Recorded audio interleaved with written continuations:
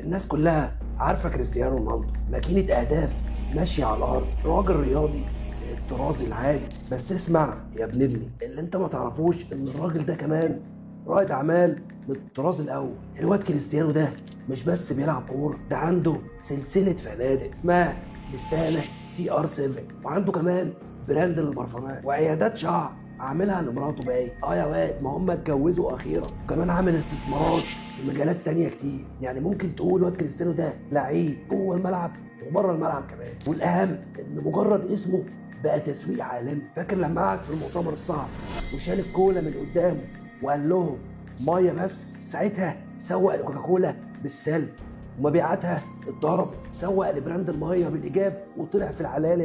يا واد خد هنا اسمع، الاسم الصح هو اللي بيبيع اكتر من المنتج نفسه، حتى اكبر من اسم براند كوكاكولا نفسه. الراجل ده بنى اسمه بسنين تعب والتزام وصبر وكمان سمعه كويسه. الخلاصه بقى هنا يا ابني، قبل ما تفكر في منتجك ابني اسمك الاول، اصل الاسم هو اكبر اصولك في السوق. انا عمك رائد ابو المشاريع، وعشان ما تفرضنيش اكتر من كده يا ابني، لو عايز تسمع حكاوي تانية زي ديت دوس لايك وفعل المتابعه. انا هنا كل اسبوع هحكي لك قصتين يوسعوا عقلك ويفتحوا لك دماغك على رياده الاعمال صح. شقر عليا كده من وقت للتاني وهحكي لك حكايه جديده.